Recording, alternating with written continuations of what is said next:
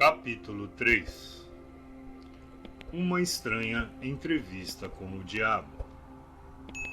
Enquanto você estiver lendo a entrevista com o diabo, você reconhecerá, a partir da breve descrição que dei da história da minha vida, o esforço desesperado do diabo em me calar antes que eu ganhasse reconhecimento público. Você entenderá também, após ler a entrevista com o diabo, por que a entrevista tinha que ser precedida por esta história pessoal.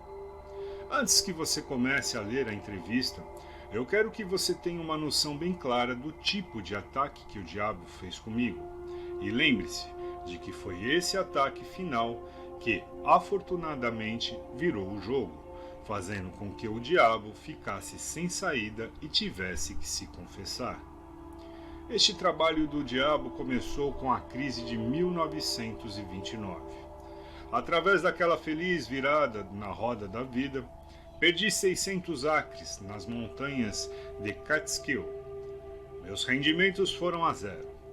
O Harriman National Bank, onde todos os meus fundos estavam depositados, quebrou e com ele se foi todo o meu dinheiro. Antes que eu notasse o que estava acontecendo, me peguei no meio de um furacão espiritual e econômico que se desenvolveu numa catástrofe mundial de tal força que nenhum indivíduo ou grupo de indivíduos poderia suportar. Enquanto esperava a tempestade passar e todo o medo que estava espalhado ceder, me mudei para Washington, D.C., a cidade onde comecei o trabalho. Após o meu primeiro encontro com Andrew Carnegie, quase um quarto de século antes. Parecia que não havia nada que eu pudesse fazer, exceto sentar e esperar. Tudo que eu tinha era tempo. Após 3 anos de espera sem resultados tangíveis, minha alma incansável começou a me empurrar de volta para o serviço. Havia muitas poucas oportunidades para eu ensinar uma filosofia de sucesso, quando o mundo à minha volta estava no meio do mais abjeto fracasso e as mentes dos homens estavam preenchidas com o medo da pobreza. Este pensamento veio até mim em uma noite, enquanto eu estava dirigindo meu automóvel em frente ao Memorial de Lincoln, sobre o rio Potomac, dentro da sombra do Capitólio. Com isso, veio outro pensamento. O mundo havia experimentado uma crise sem precedentes, através da qual nenhum ser humano tinha o menor controle. Com essa crise, veio até mim a oportunidade de testar a filosofia de autodeterminação, a organização à qual eu havia devotado boa parte da minha vida adulta. Uma vez mais eu tinha a oportunidade de aprender se a minha filosofia era prática ou mera teoria. Notei também que aí estava a oportunidade de testar uma frase de minha autoria, a qual eu havia pronunciado centenas de vezes. Toda adversidade traz consigo a semente de uma vantagem equivalente. Qual, se há alguma, eu me perguntei, foi a vantagem de uma crise mundial para mim? Quando comecei a procurar por uma direção por onde eu poderia testar a minha filosofia, fiz a descoberta mais chocante da minha vida. Descobri que através de alguma estranha força que eu não entendia, eu havia perdido minha coragem. Minha iniciativa tinha sido desmoralizada. Meu entusiasmo havia enfraquecido. Pior do que tudo isso, eu estava envergonhado em me dar conta de que era o autor de uma filosofia de autodeterminação, porque lá no fundo do meu coração eu sabia, ou pensava que sabia, que eu não poderia fazer a minha própria filosofia, me tirar do fundo do poço e, consequentemente, mudar a situação desesperadora na qual me encontrava. Enquanto eu lutava em um estado mental de total confusão e atordoamento, o diabo devia estar dançando de felicidade. Afinal, ele tinha o autor da primeira filosofia de realização e sucesso pessoal paralisado pela indecisão. Mas os inimigos do diabo também deviam estar trabalhando. Enquanto eu estava sentado em frente ao Memorial Lincoln, Revisando em retrospecto as circunstâncias que por muitas vezes elevaram-me a grandes realizações, somente para logo depois me deixarem cair de alturas equivalentes, um pensamento feliz chegou até mim, na forma de um plano de ação definido, o qual eu acreditava que poderia me desfazer de uma vez por todas desse sentimento hipnótico de indiferença ao qual eu estava preso. Na entrevista com o diabo, a exata natureza da força pela qual eu havia sido privado da minha iniciativa e da minha coragem foi revelada. É exatamente a mesma força que milhões de outros foram sujeitos durante a grande crise. É a arma principal que o diabo utiliza para enredar e controlar os seres humanos. A essência desse novo pensamento que veio para mim era esta. Apesar do fato de eu ter aprendido com Andrew Carnegie e mais de 500 outros que tiveram sucessos profissionais e pessoais equivalentes, que realizações notáveis em todos os passos da vida vêm através da aplicação do Mastermind, a coordenação harmoniosa de duas ou mais mentes trabalhando para um mesmo objetivo. Eu havia falhado em fazer tal aliança com o objetivo de colocar em prática o meu plano de revelar a primeira filosofia individual de sucesso para o mundo. Apesar do fato de eu ter entendido o poder do Mastermind, eu havia sido relapso em apropriar-me e usar essa força. Eu estava trabalhando como um lobo solitário, em vez de associar-me com outras mentes superiores. Uma análise. Vamos agora, brevemente, analisar essa estranha entrevista que você está prestes a ler. Alguns irão perguntar após terminá-la: você realmente entrevistou o diabo ou você meramente entrevistou um diabo imaginário? Alguns talvez desejem a resposta a essa questão antes mesmo de começar a entrevista. Responderei da única e mais honesta maneira que poderia, dizendo que o diabo que entrevistei pode ter sido real tanto quanto ele dizia ser, ou ele pode ter sido uma criação da minha própria imaginação. Seja lá o que ele fosse, real ou imaginário, é de muito pouca importância, se comparado com a natureza e com o conteúdo das informações contidas na entrevista. A questão realmente é esta: a entrevista contém alguma informação que possa ser realmente útil para as pessoas que estão tentando achar os seus lugares no mundo?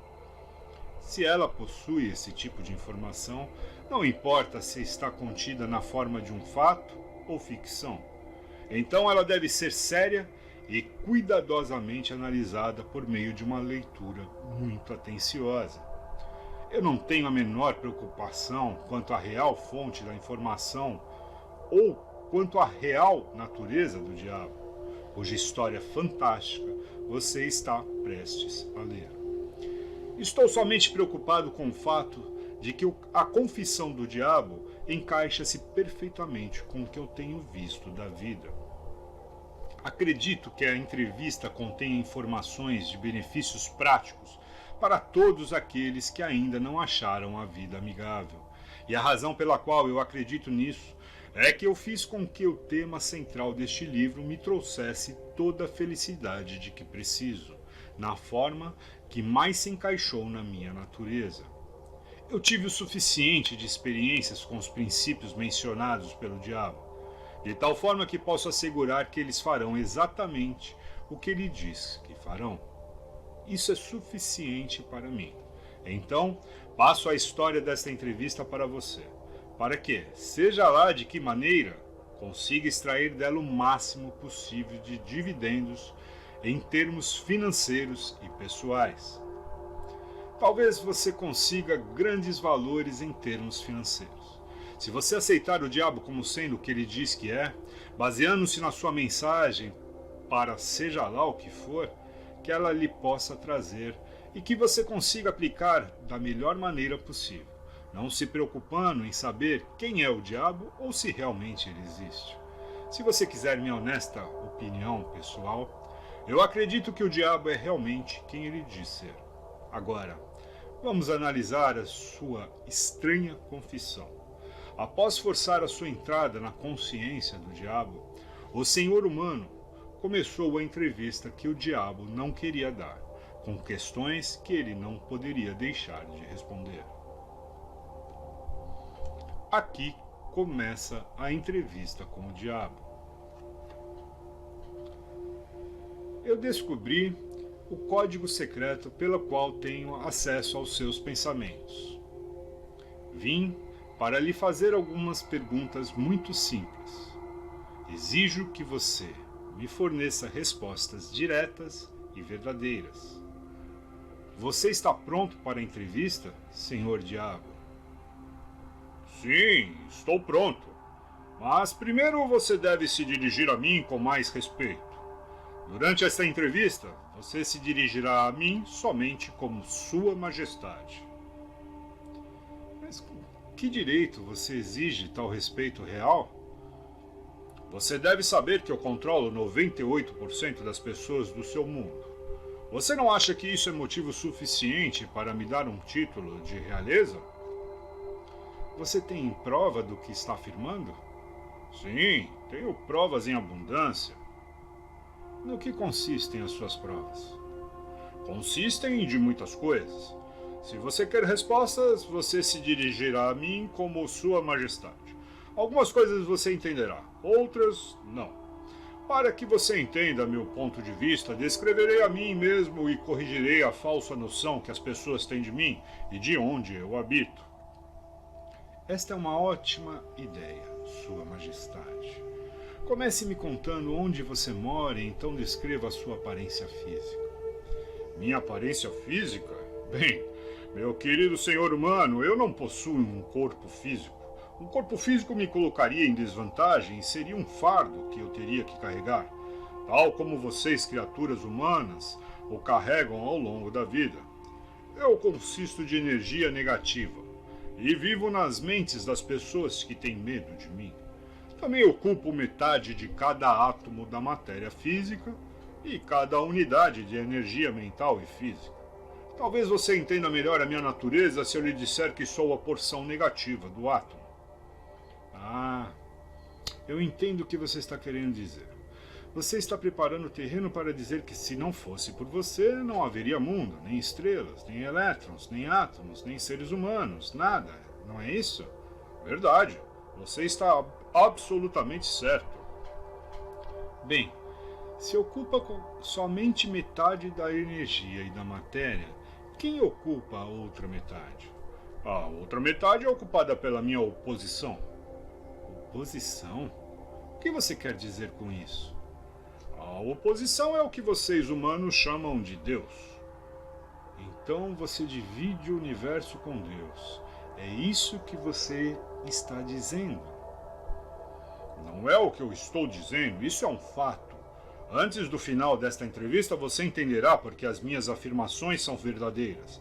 Você também entenderá porque elas têm que ser verdadeiras. Ou não poderia haver um mundo como você o conhece, muito menos criaturas humanas como você. Eu não sou nem de perto uma besta com um garfo e um rabo pontudo. Mas você controla as mentes de 98 em cada 100 pessoas. Você mesmo disse. Quem causa toda a miséria desses 98% do mundo controlados pelo diabo, se não é você? Eu não disse em momento algum que não sou a causa de toda a miséria do mundo. Por outro lado, me vanglorio disso. O meu negócio é representar o lado negativo de tudo, incluindo os pensamentos negativos de vocês, humanos. De que outra maneira eu poderia controlar as pessoas? A minha oposição controla o pensamento positivo. Eu controlo o pensamento negativo. Como você assume o controle das mentes das pessoas? Ah, isso é fácil. Eu simplesmente entro em suas mentes e ocupo o espaço que não é usado do cérebro humano. Eu planto as sementes do pensamento negativo nas mentes das pessoas e dessa forma eu consigo ocupar e controlar o espaço. Você deve ter muitos truques e ferramentas pelas quais você ganha o controle e o acesso à mente humana. Para ser claro, eu emprego truques e meios para controlar o pensamento humano. Os instrumentos que uso também são inteligentes. Vá em frente e me descreva os seus truques inteligentes, Sua Majestade. Um dos mais astutos instrumentos que uso para o controle da mente humana é o medo. Planto a semente do medo nas mentes das pessoas e, conforme essas sementes germinam e crescem, através do uso contínuo dos pensamentos negativos, controlo o espaço que elas ocupam. Os 6 medos mais efetivos são o medo da pobreza, da crítica, da perda da saúde, da perda do amor, da velhice e da morte. Qual desses 6 medos mais o ajuda a assumir o controle, Sua Majestade? O primeiro e o último, pobreza e morte. Em um momento ou outro durante a vida, amarro as pessoas através de um deles ou até de ambos. Planto esses medos nas mentes das pessoas de forma tão inexorável que elas acreditam que esses medos são suas próprias criações. Realizo essa tarefa fazendo com que as pessoas acreditem que eu estou lá, esperando-as no portão de entrada da próxima vida, esperando para julgá-las e puni-las por toda a eternidade. É claro que não posso punir ninguém, exceto na própria mente desta pessoa, através de alguma forma de medo. Mas medo daquilo que não existe é tão útil para mim quanto o medo daquilo que existe. Todas as formas de medo ampliam o espaço que ocupo na mente humana. Sua Majestade, você explicará como ganhou esse controle sobre os seres humanos? A história é muito longa para ser contada em poucas palavras. Tudo começou há mais de 1 milhão de anos, quando o primeiro homem começou a pensar. Até aquele momento eu tinha o controle sobre todos os homens, mas inimigos meus descobriram o poder do pensamento positivo e o colocou nas mentes dos homens. Aí então começou uma batalha de minha parte para permanecer no controle. Até este momento eu tenho me saído muito bem, tendo perdido somente 2% das pessoas para a oposição. O que eu posso extrair da sua resposta é que os homens que pensam são os seus inimigos. Isso está certo? Isso não está certo, mas está correto. Me conte mais sobre o mundo em que você vive. Vivo onde quer que eu escolha. O tempo e o espaço não existem para mim. Sou uma força que, para descrever melhor para você, deve ser considerada como energia. Meu lugar físico favorito, conforme lhe falei, são as mentes das pessoas. Controlo uma parte do espaço do cérebro de cada ser humano. A quantidade de espaço que eu ocupo na mente de cada indivíduo depende de quanto e de que tipo de pensamento essa pessoa mantém em sua mente. Conforme já lhe falei, não posso, sob hipótese alguma, controlar uma pessoa que pense. Você fala da sua oposição. O que você quer dizer com isso? O meu oponente controla todas as forças positivas do mundo, tal como o amor, a fé, a esperança e o otimismo. O meu oponente também controla os fatores positivos de todas as leis naturais do universo, as forças que mantêm a Terra e os planetas e todas as estrelas de forma harmônica nos seus devidos cursos. Mas essas forças são ínfimas em comparação com aquelas que operam na mente humana, que está sob o meu controle. Como você pode ver, não tenho nenhuma intenção de controlar estrelas e planetas. Prefiro controlar as mentes humanas. Onde você adquiriu a sua força e de que maneira você a mantém? Adquiro a minha força me apropriando do poder da mente dos humanos, conforme eles passam pelo portal no momento de suas mortes. 98 de cada 100 que voltam para o meu plano, vindo do plano da Terra, são assumidos por mim, e o poder de sua mente é acrescentado ao meu ser. Pego todos aqueles que vêm com qualquer forma de medo. E estou constantemente trabalhando, preparando as mentes das pessoas antes da morte, de tal forma que eu possa me apropriar delas quando voltarem para o meu plano. Você me dirá como você realiza efetivamente esse trabalho de preparar as mentes humanas de tal forma que você possa ganhar o controle sobre elas? Tenho inúmeras maneiras de ganhar o controle das mentes humanas. enquanto elas ainda estão no plano da Terra. A minha maior arma é a pobreza. Eu deliberadamente desencorajo as pessoas a acumular riqueza material porque a pobreza em si mesma tira a habilidade dos homens de pensar e os faz uma presa fácil para mim. Outro grande aliado meu é a doença. Um corpo doente desencoraja o pensamento. Aí então, tenho milhares de trabalhadores na Terra que me ajudam a ganhar o controle das mentes humanas. Tenho esses agentes estrategicamente colocados em todos os lugares, independente de raça, credo ou religião. Quem são os seus maiores inimigos na Terra, Sua Majestade? Todos aqueles que inspiram as pessoas a pensar e agir de acordo com as suas próprias iniciativas são meus inimigos. Homens tais como Sócrates, Confúcio, Voltaire, Emerson, Thomas Paine e Abraham Lincoln.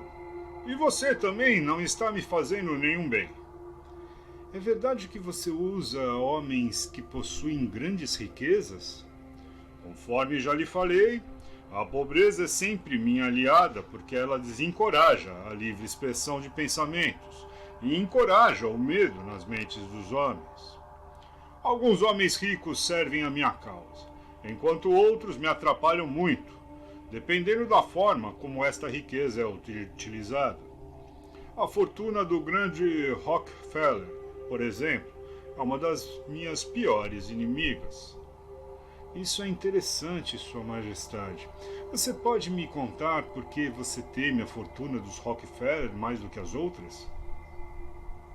O dinheiro de Rockefeller está sendo usado para isolar e conquistar a cura de doenças do corpo físico em várias partes do mundo. A doença sempre foi uma das minhas armas mais eficazes. O medo da doença só perde para o medo da pobreza. O dinheiro de Rockefeller está ajudando na descoberta de novos segredos da natureza em centenas de modos diferentes, onde todos esses meios estão sendo utilizados para ajudar os homens a terem total controle sobre suas próprias mentes. Esses meios estão encorajando novos e melhores métodos de alimentação, de vestuário e habitação. Esse dinheiro está sendo usado para acabar com favelas nas grandes cidades, lugares onde os meus aliados favoritos são encontrados. Está também financiando campanhas por governos melhores e ajudando a acabar com a desonestidade na política. Está colaborando para melhorar os padrões de negócios do mundo e encorajando homens de negócio a conduzirem suas empresas pela regra de ouro. E isso não é bom para minha causa. O que você pode me dizer sobre garotos e garotas que as pessoas dizem que estão no caminho para o inferno? Você os controla também? Bem, eu posso responder essa questão somente com sim e não. Corrompi as mentes desses jovens, os ensinando a beber e a fumar, mas eles têm me surpreendido com uma tendência muito séria de pensar por si mesmos. Você diz que corrompeu as mentes dos jovens com álcool e cigarros. Consigo entender como a bebida alcoólica pode destruir o poder do pensamento independente, mas não consigo enxergar de que forma os cigarros podem ajudar na sua causa. Você pode não saber, mas os cigarros quebram o poder da persistência. Eles destroem o poder da resistência, acabam com a habilidade de concentração. Eles matam e diminuem a imaginação e ajudam em muitos outros meios para que as pessoas não usem as mentes de forma mais efetiva. Você sabia que eu tenho milhões de pessoas, jovens e velhas, de ambos os sexos, que fumam 2 maços de cigarro por dia? Isso significa que eu possuo milhões de pessoas que estão gradualmente destruindo o seu poder de resistência. Um dia, adicionarei ao seu hábito de fumar cigarros outros hábitos destruidores de pensamento, até o momento exato de ganhar o controle de suas mentes. Hábitos vêm em pares, em trios e em quartetos. Qualquer hábito que enfraqueça a força de vontade de uma pessoa também abre portas para outros hábitos negativos possuírem a mente desta pessoa. O hábito do cigarro não somente diminui o poder da resistência, como também desencoraja a persistência, além de enfraquecer outras relações humanas. Nunca pensei que cigarros pudessem ser uma arma de destruição, Sua Majestade, mas a sua explicação dá um novo enfoque no assunto. Quantos se entregam a esse hábito destrutivo de que você tanto se gaba? Eu estou orgulhoso dos meus números. Milhões agora são vítimas e o número cresce dia a dia. Em breve, devo ter a maior parte do mundo entregue a esse hábito. Em milhares de famílias tenho seguidores desse hábito, incluindo cada membro da família. Garotos e garotas, muito jovens, estão se entregando a ele. Eles estão aprendendo como fumar, apenas observando seus pais, irmãos mais velhos e irmãs. Qual dos dois você considera o maior arma para ganhar o controle das mentes humanas? O cigarro ou a bebida? Sem hesitar, eu diria o cigarro. Uma vez que eu consiga que um jovem junte-se ao clube de 2 maços por dia, não tenho problema algum em induzir para essa pessoa a começar a beber, a se esbaldar no sexo e todos os outros hábitos relacionados com a destruição do pensamento independente e da ação. Sua Majestade, quando comecei essa entrevista eu tinha uma noção totalmente errada a seu respeito. Pensava que você era uma fraude e um tanto quanto irreal. Mas agora vejo que você é muito real e realmente muito poderoso. A sua desculpa é aceita, mas você não precisa se preocupar. Milhões de pessoas já questionaram meu poder e a maior parte delas eu peguei no meu portal, assim que elas fizeram a passagem. Não peço que ninguém acredite em mim. Prefiro que as pessoas tenham medo de mim. Não sou um mendigo, consigo tudo o que eu quero pela inteligência e pela força. Mendigar para que as pessoas acreditem nos meus princípios não faz parte da minha natureza, e sim da minha oposição. Sua Majestade, por favor, me perdoe se eu estiver sendo rude, mas eu não seria capaz de me olhar no espelho novamente se não lhe dissesse aqui e agora que você realmente é uma desgraça, porque se aproveita de pessoas inocentes. Sempre tive o conceito errado a seu respeito. Eu pensava que você era gentil o suficiente para deixar as pessoas em paz enquanto elas estivessem vivendo, que você torturava suas almas somente após a sua morte. Mas agora eu vi, pela sua própria confissão, que você destrói o direito ao livre pensamento e faz com que as pessoas vivam um verdadeiro inferno na Terra. O que você tem a dizer em relação a isso? Eu consigo o que quero exercendo autocontrole. Não é tão bom para a minha causa, mas sugiro que você me imite em vez de me criticar. Você se auto-intitula um pensador e você realmente é. Pois é, de outra forma você nunca teria me forçado a confessar minha natureza numa entrevista como esta. Mas você nunca será o tipo de pensador que me amedronta. A não ser que você consiga ganhar e exercer total controle sobre suas próprias emoções. Bem, vamos nos afastar desse assunto de personalidades. Vim aqui aprender mais sobre você e não para discutir a meu respeito. Por favor, vamos em frente e me conte. Quais outros dos muitos truques que você tem para ganhar o controle da mente humana? Qual sua arma mais poderosa exatamente agora? Essa é uma questão difícil de responder.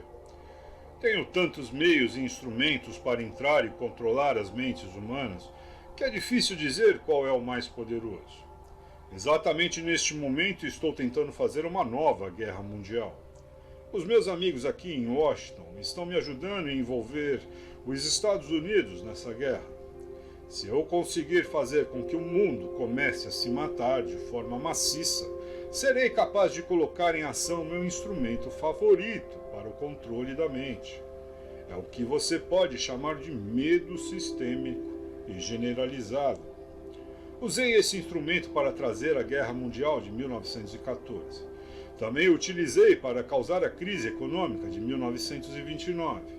E, se a minha oposição não tivesse se adiantado a mim neste momento, eu estaria controlando cada homem, mulher e criança neste mundo. Você pode ver por si mesmo o quão perto eu cheguei para a dominação completa do mundo. Aquilo porque venho lutando para conseguir há milhares de anos. Sim, estou entendendo. Quem não entenderia? Você é um manipulador muito engenhoso das mentes das pessoas. Você usa o seu poder diabólico somente em pessoas de posição privilegiada e de grande influência? Oh, não! Eu uso as mentes das pessoas de todas as classes. Na verdade, prefiro o tipo de pessoa que não pensa por si mesma. Consigo manipular esse tipo de pessoa sem nenhuma dificuldade. Eu não poderia controlar 98% das pessoas do mundo se todas fossem hábeis para pensar por si mesmas. Eu estou interessado no bem-estar de todas aquelas pessoas que você diz controlar.